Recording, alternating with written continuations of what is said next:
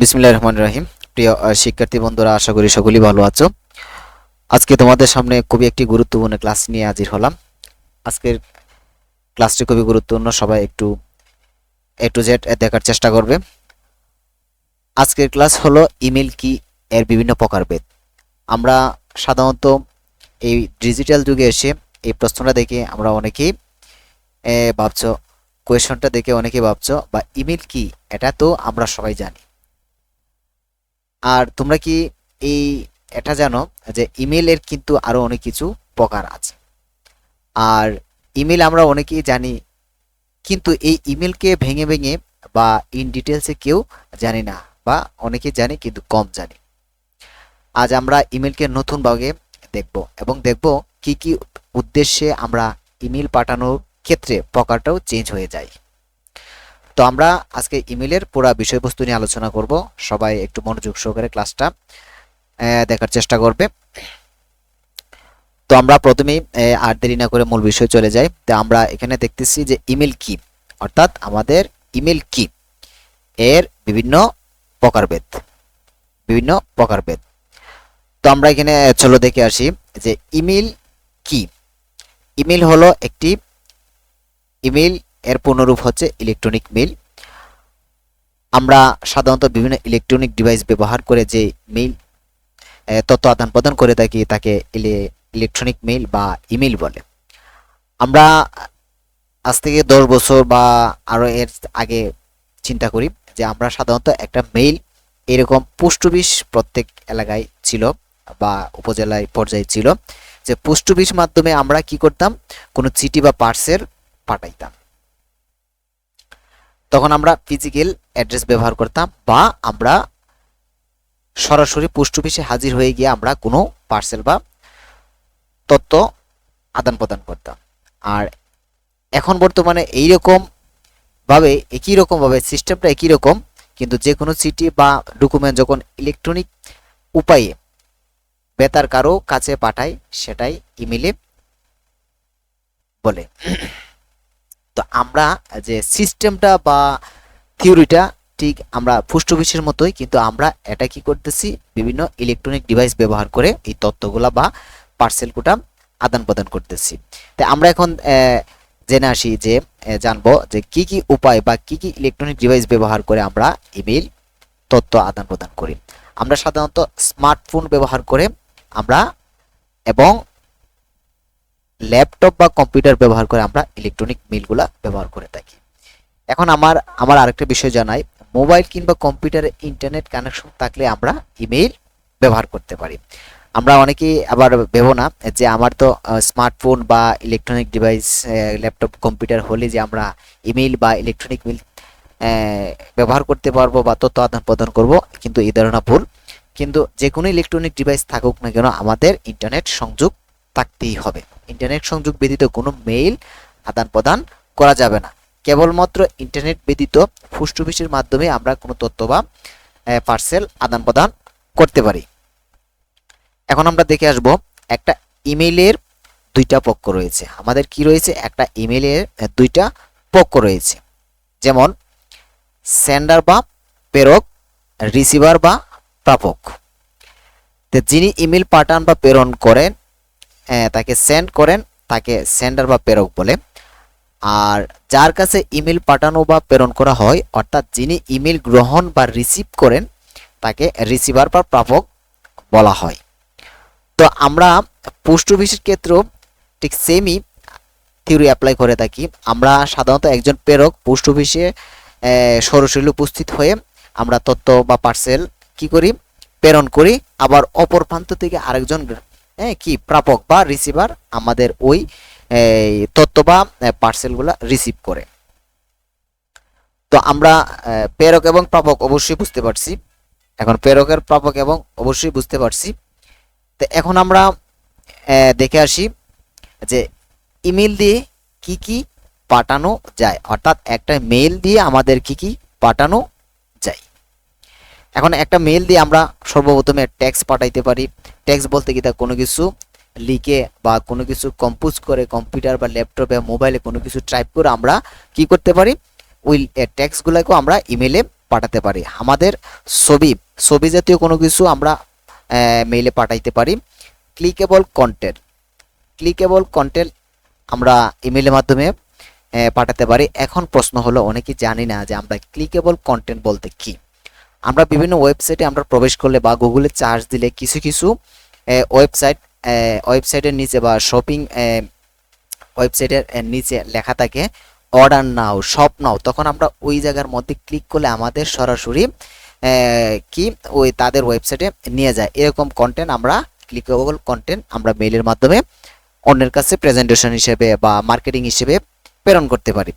তারপরে আমরা কি অডিও, আমরা বিভিন্ন রেকর্ড, বিভিন্ন গান, বিভিন্ন মানে অডিও রেকর্ড জাতীয় কোনো কিছু ইমেলের মাধ্যমে পাঠাতে পারি। তারপরে আমাদের ভিডিও, অর্থাৎ আমরা ভিডিও ধারণ করে বা কোনো সেভ করা ভিডিও আমরা ইমেলের মাধ্যমে অন্যের কাছে পাঠাতে পারি। যে কোনো ডকুমেন্ট আমরা পাঠাতে পারি। ডকুমেন্টের মধ্যে আমাদের ওয়ার্ড, এক্সেল, পাওয়ার পয়েন্ট, তারপরে জেপিজি, পিএনজি, আমরা যে কোনো ধরনের ডকুমেন্ট মেইলের মাধ্যমে পাঠাতে পারি।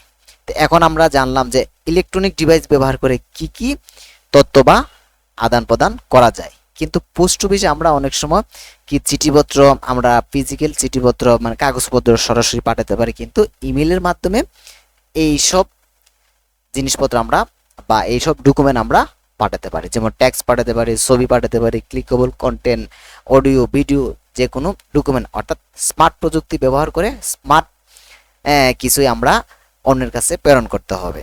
এখানে কি এখন আমরা দেখি যে ইমেল একটি দ্রুত, সুলভ এবং সহজ যোগাযোগ পদ্ধতি, কমিউনিকেশন সিস্টেম। তাই ব্যক্তি বা ব্যবসায়িক যে কোনো কাজে ইমেল ব্যবহার করা যায়।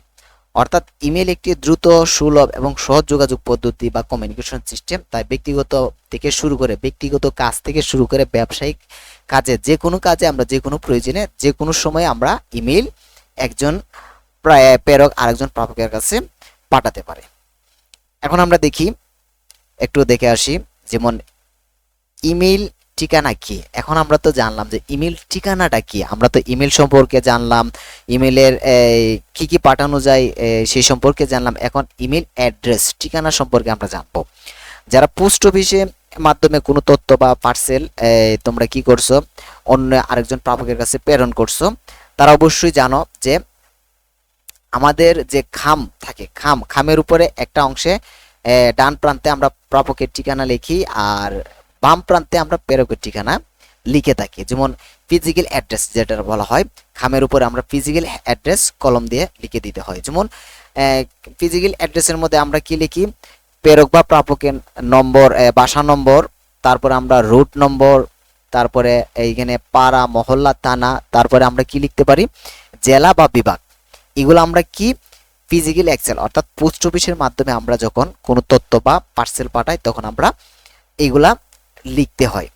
যেমন ঠিক সেম ভাবে আমরা যখন স্মার্ট ডিভাইস ব্যবহার করে, অর্থাৎ ইমেল অ্যাড্রেসের মাধ্যমে যখন কোনো তথ্য পাঠাই তখন আমাদের একজন প্রাপক থাকে, আবার আরেকজন প্রেরক থাকে।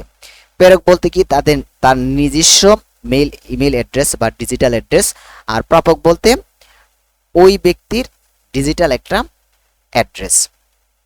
আমরা কি করি, আমাদের নিজস্ব ব্যক্তিগত ইমেল অ্যাকাউন্টে প্রবেশ করে তখন আমরা প্রাপকের জায়গায় কি করি, বাসা নম্বর, রুট নম্বর, পাড়া, মহল্লা এই ইত্যাদি কাজগুলো আমরা লিখি না, শুধু একটা অ্যাড্রেস লিখি, যেটা বলা হয় ডিজিটাল অ্যাড্রেস বা ইমেল অ্যাড্রেস লিখি। লেখার পরে আমরা প্রাপকের কাছে সেন্ড করে দিই। খুবই সহজ বিষয়। তারপরে এখানে দেখি আমরা কি লেখা আছে, যেহেতু ইমেল একটি ডিজিটাল কমিউনিকেশন প্ল্যাটফর্ম, এজন্য কোনো ফিজিক্যাল অ্যাড্রেস না থেকে একটি ডিজিটাল অ্যাড্রেস থাকে। আমরা কি করি, যেহেতু আমরা একটা মেইল হলো ডিজিটাল কমিউনিকেশন প্ল্যাটফর্ম, এজন্য আমরা কি করি, এখানের মধ্যে ফিজিক্যাল অ্যাড্রেস না লিখে শুধু একটা প্ল্যাটফর্ম ডিজিটাল অ্যাড্রেস লিখে থাকি। ডিজিটাল অ্যাড্রেস লিখতে গেলে আমাদের একটা ইউজার নেম থাকে, যে প্রাপক ব্যবহার করতেছে তার নিজস্ব ইউজার নেম থাকে, বা প্রতিষ্ঠান হলে ব্যবসায়িক প্রতিষ্ঠানের একটা ফিজিক্যাল ডিজিটাল অ্যাড্রেস থাকে। তখন আমরা ওই অ্যাড্রেসে শুধু প্রেরণ করে দিই। এখন দেখব কোথায় কিভাবে ইমেল অ্যাড্রেস পাওয়া যায়। এখন আমরা বিষয় হলো যে কোথায় কিভাবে ইমেল অ্যাড্রেস পাওয়া যায়। এখন তো আমরা ইমেল অ্যাড্রেস সম্পর্কে বুঝলাম। এখন ইমেল অ্যাড্রেসগুলো কোথায় পাওয়া যায়? যেমন আমরা পোস্ট অফিসে কোনো তথ্য প্রেরণ করতে গেলে আমাদের খাম নিতে হয়, ডাক টিকিট সংগ্রহ করতে হয়, তারপরে প্রেরক প্রাপকের নাম লিখতে হয়, তারপরে আমরা এটা পোস্ট অফিসে প্রেরণ করে আসি বা জমা দিয়ে আসি। তো আমরা ঠিক সেমভাবে ইমেল অ্যাড্রেস বা ডিজিটাল অ্যাড্রেস কোন কোন উপায়ে আমরা ডিজিটাল অ্যাড্রেসগুলা সংগ্রহ করব বা অ্যাকাউন্টগুলা তৈরি করব। এখানে লেখা আছে দুইভাবে ইমেল পাওয়া যেতে পারে, অর্থাৎ দুইভাবে মেইল পাওয়া যেতে পারে। একটা হলো ফ্রি মাধ্যম আর একটা হলো পেইড মাধ্যম। এখন দেখে আসি যে ফ্রি প্ল্যাটফর্মের মাধ্যমে আমরা কি কি উপায়ে মেইল অ্যাড্রেস পেয়ে থাকি। যেমন বেশ কিছু কোম্পানি আছে ফ্রিতে ইমেইল ব্যবহারের সুযোগ করে দেয়। তার মধ্যে হলো কি গুগল আছে, জিমেইল আছে, ইয়াহু আছে, ইয়াহু মেইল আছে, মাইক্রোসফট আছে, আউটলুক আছে, তারপর আমাদের হটমেইল আছে। তো এইগুলা এই প্ল্যাটফর্মগুলা বা এই কোম্পানিগুলা আমাদের কি করে ফ্রিতে তথ্য আদান প্রদান করার জন্য একটা সুযোগ করে দেয়। অর্থাৎ তাদের প্ল্যাটফর্ম ব্যবহার করে আমরা ফ্রিতে তথ্য আদান প্রদান করতে পারি। এখানের মধ্যে আমরা ছবি, টেক্সট, ডকুমেন্ট, অডিও, ভিডিও ইত্যাদি তথ্য আমরা ফ্রিতে আদান প্রদান করতে পারি। উদাহরণ হিসেবে একটা ডিজিটাল অ্যাড্রেসের ঠিকানা দেওয়া আছে, এখানে দেখো tia2023@gmail.com। টিয়া, এটা হলো টিয়া হলো ইউজারকারীকে শনাক্ত করতেছে, যে ব্যবহার করে তাকে শনাক্ত করতেছে, আর জিমেইলটা হলো ফ্রি প্ল্যাটফর্ম শনাক্ত করতেছে, ফ্রি প্ল্যাটফর্ম শনাক্ত করতেছে। এখন আমরা দেখব যে পেইড প্ল্যাটফর্মের মাধ্যমে আমরা কি কি উপায়ে আমরা মেইল ব্যবহার করি। পেইড প্ল্যাটফর্মের মধ্যে যে রয়েছে এখানে যে কোনো ওয়েবসাইট ব্যক্তিগত, যেমন এখানে যে কোনো ওয়েবসাইট ব্যক্তি তার প্ল্যাটফর্ম ব্যবহার করে যখন কাউকে ইমেইল করে তখন তাকে পেইড প্ল্যাটফর্ম বলে। পেইড প্ল্যাটফর্মের মধ্যে হচ্ছে যেমন আমাদের এখানে support@10minutesschool.com। এখানের মধ্যে দেখো আমরা যে @ ফার্স্ট অংশটা কি আমাদের ইউজার, আর @ পরে আমাদের 10 মিনিটস স্কুল হলো একটা প্ল্যাটফর্ম অর্থাৎ প্রতিষ্ঠান। এটা একটা প্রতিষ্ঠান। আমরা এই জায়গার মধ্যে কোনো ফ্রি প্রতিষ্ঠানে অর্থাৎ ফ্রি প্ল্যাটফর্ম ব্যবহার করি নাই। যেমন আমি যদি @ উপরে জিমেল, ইয়াহু, গুগল, আউটলুক এগুলা ব্যবহার করতাম, এগুলো হলো আমার ফ্রি প্ল্যাটফর্ম, এগুলোর জন্য আমাদের টাকা পয়সার প্রয়োজন হয় না। আর যেহেতু আমরা @এর উপরে ডোমেইনটা নিজস্ব ব্র্যান্ড ব্যবহার করেছি, নিজস্ব প্রতিষ্ঠানের নাম ব্যবহার করেছি, সেহেতু আমাদের ডোমেইনটা ওই পেইড করে কিনে আনতে হয়েছে। ওই যে এই প্ল্যাটফর্মটা আমরা কি করতে হচ্ছে @এর ডোমেইন হোস্টিংটা আমরা পেইড করে ব্যবহার করতে হইতেছে। এখন পেইড এবং ফ্রি এটার উপরে আরো বিস্তারিত আলোচনা করব পরবর্তীতে। তারপরে আমরা এবং ফ্রি প্ল্যাটফর্ম এবং পেইড প্ল্যাটফর্মের মধ্যে আমরা অবশ্যই পার্থক্য বুঝতে পেরেছি।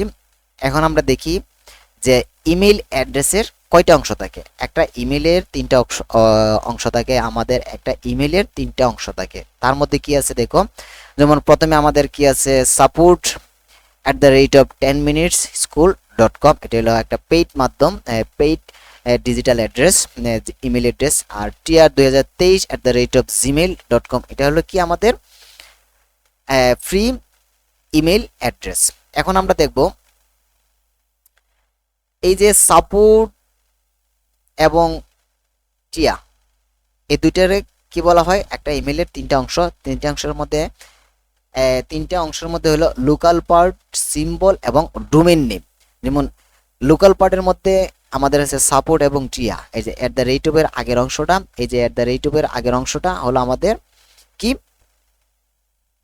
লোকাল পার্ট বা ইউজার নেম আমরা বলতে পারি, লোকাল পার্ট বা ইউজার নেম। তারপর আমাদের আছে এই যে আমাদের আছে এটা হলো সিম্বল বা বলা হয়। তারপর আমাদের আছে ডোমেইন নেম, এই যে এগুলার বলা হয় ডোমেইন নেম। যেমন ডোমেইন নেম আমরা কি ফ্রি প্ল্যাটফর্ম ব্যবহার করতে পারি, আবার পেইড প্ল্যাটফর্ম ব্যবহার করতে পারি ডোমেইন নেমটা। তো এখানে আমরা দেখি লোকাল পার্টের মধ্যে কি আছে, একটা জিমেলের 3টা পার্টের মধ্যে লোকাল পার্টের মধ্যে কি আছে। লোকাল পার্ট এই অংশে ইউজার এর ইউনিক নাম থাকে, লেটার, নাম্বার বা সিম্বল এর সংমিশ্রণে এই পার্ট গঠিত হতে পারে। এটি মূলত ইমেইল অ্যাকাউন্টের প্রতিনিধিত্ব করে থাকে। অর্থাৎ এখানের মধ্যে কি আইতেছে আমাদের ইউজার বা লোকাল পার্টটা তার ব্যক্তিগত, সে কোন নাম ব্যবহার করবে, চাইলে লেটার ব্যবহার করতে পারে, নাম্বার ব্যবহার করতে, সিম্বল ব্যবহার করে সংমিশ্রণে তার সিম্বলটা লোকাল পার্টটা তৈরি করতে পারে। ডোমেইন নেম যেমন সিম্বল, সিম্বল এটা যে অ্যাট দ্য রেট অফ, এটা যেমন এই যে এই প্রতীকটা symbol, at the rate of এর মানে হচ্ছে অ্যাট দ্য রেট অফ, অথবা এই যে সিম্বলটা আমরা ডোমেইন নেম এবং ইউজার নেমের মধ্যে অবস্থান করে থাকে। তারপরে ডোমেইন নেম, ডোমেইন নেম মানে হচ্ছে যে কোনো একটা স্থান বা জায়গা। ইমেল আদান প্রদান ও জমা রাখার জন্য ডিজিটাল কোনো জায়গা ব্যবহার করতে হয়। ইমেল ব্যবহারের জন্য যে কোম্পানির ডিজিটাল স্পেস ব্যবহার করা হয় তার নামই হলো ডোমেইন নেম। এখন বলতে কি, আমাদের ফ্রি প্ল্যাটফর্ম করলে আমরা ফ্রি প্ল্যাটফর্ম ব্যবহার করতে পারি, পেইড প্ল্যাটফর্ম ব্যবহার করলে আমরা পেইড প্ল্যাটফর্ম ব্যবহার করতে পারি। পেইড প্ল্যাটফর্ম বলতে বুঝি আমরা টাকা প্রদান করতে হবে ডোমেইন হোস্টিংয়ের জন্য। তো আমরা এখানে একটা জিমেলের কয়টা পার্ট পাইলাম, 3টা part, local part, symbol, domain name. বা লোকাল পার্টে অনেক সময় আমরা ইউজার নেমও বলে থাকি, সিম্বলে আমরা অ্যাট দ্য রেট অফ বলে থাকি, ডোমেইন নেম তো আমরা যে জিমেইল ফ্রি মাধ্যমগুলো আছে, Gmail, Yahoo, Hotmail, Outlook, Microsoft, এগুলো। আর পেইড প্ল্যাটফর্ম হলে তোমার পছন্দ অনুযায়ী তৈরি করবে, তোমার পছন্দ অনুযায়ী পেইড প্ল্যাটফর্মগুলো তৈরি করতে হবে। আর ফ্রি প্ল্যাটফর্মগুলো ব্যবহার করতে গেলে আমাদের এই যে যেগুলো আছে এগুলো আমরা ফ্রিতে যেগুলো পাওয়া যায় এগুলো আমরা ব্যবহার করব। এখন আমরা দেখি একটা ইমেলের প্রকারভেদগুলা। এখন আমরা কি দেখব, একটা ইমেলের প্রকারভেদ। এখন ইমেলের সত্যিকার অর্থে ইমেলের কোনো প্রকারভেদ হয় না বা নেই। ইমেলের কোনো সত্যিকার অর্থে ইমেলের কোনো প্রকারভেদ নেই। আমরা যে মূল বিষয়ে আমরা আসলাম যে ইমেল কি, আমরা এতক্ষণ আলোচনা করছি। এখন ইমেলের প্রকারভেদ বলতে কি আমরা আলোচনা করব। এখন দেখা যাচ্ছে যে ইমেলের সত্যিকার অর্থে ইমেলের কোনো প্রকারভেদ নেই, আমরা অনেকেই জানি না। আসলে কি দেখি, যখন যে কাজে যে উদ্দেশ্যে ইমেল ব্যবহার করা হয় তখন সেই ইমেলকে ওই কাজ বা উদ্দেশ্য সংক্রান্ত ইমেল বলা হয়। অর্থাৎ যখন যে কাজে আমরা ইমেল ব্যবহার করি তখন ওই মেলই উদ্দেশ্য সংক্রান্ত মেল। যেমন আমরা এখানে দেখো ফ্রি প্ল্যাটফর্মের মধ্যে আমাদের আছে, এখানে মধ্যে আমরা দেখি আমরা যে কি কি মাধ্যমে আমরা ইমেল ব্যবহার করে থাকি। যেমন আমরা পার্সোনাল কাজে ইমেল ব্যবহার করে থাকি, যেগুলার ব্যক্তিগত কাজে যে মেল ব্যবহার করে থাকি তাকে পার্সোনাল মেল বলে। বিজনেস পারপাসে আমরা যে মেইলগুলো সেন্ড করে থাকি বা প্রেরণ করে থাকি থেকে ব্যবসায়িক বা বিজনেস মেইল বলে। মার্কেটিং বা প্রচার প্রচারণা কাজে যে মেইলগুলো ব্যবহার করে থাকি তাকে মার্কেটিং মেইল বলে। ট্রানজ্যাকশন এর কাজে যে মেইলগুলো ব্যবহার করি, ট্রানজ্যাকশন বলতে লেনদেনের কাজে আমরা অনেক সময় যে মেইলগুলা প্রেরণ করে থাকি তাকে ট্রানজ্যাকশন মেইল বলে। আর খবরাখবর, নিউজ লেটার, খবরাখবরের প্রয়োজন আমরা যে মেইলগুলো ব্যবহার করে থাকি তাকে নিউজ লেটার ইমেল বলে। অটোমেটেড মেইল, অটোমেটেড বলতে কি, আমরা অনেক সময় বিভিন্ন ওয়েবসাইটে আমরা যখন মেইল করি তখন তাৎক্ষণিক ইনস্ট্যান্ট কয়েক সেকেন্ডের ভিতরে আবার রিপ্লাই মেইল আসে, তখন ওগুলো হলো অটোমেটিক মেইল সেট করা থাকে। তখন আমরা ভাবে যে আমরা কোনো একজনকে নক করলাম, সে তাৎক্ষণিকভাবে কিভাবে মেইলটা প্রেরণ করলো, সে কি অনলাইনে সবসময় অনলাইনে থাকে? আসলে ওই মূলত এটা না, যে এখন হলো যে এই ওয়েবসাইটে তারা কি করে থাকে, অটোমেটিক কিছু মেইল সেট করে থাকে। যে কোনো ভিউয়ার বা সাবস্ক্রাইবার যখন বা যে কোনো একজন কেউ মেইল করে তখন তারা ওই ওয়েবসাইট থেকে অটোমেটিক মেইলগুলা প্রেরণ হয়ে যায়। তারপরে আছে ইনভিটেশন মেইল, ইনভিটেশন বলতে দাওয়াত কাজে আমরা ইমেল ব্যবহার করে থাকি। ফিডব্যাক আছে, তারপরে আছে ফিডব্যাক কাজে আমরা, তারপরে আমাদের অ্যালার্ট বা নোটিফিকেশন কাজে আমরা ইমেল ব্যবহার করে থাকি। জব অ্যাপ্লিকেশনের কাজে আমরা ইমেল ব্যবহার করে থাকি। এরকম অনেক ধরনের মেইল আছে।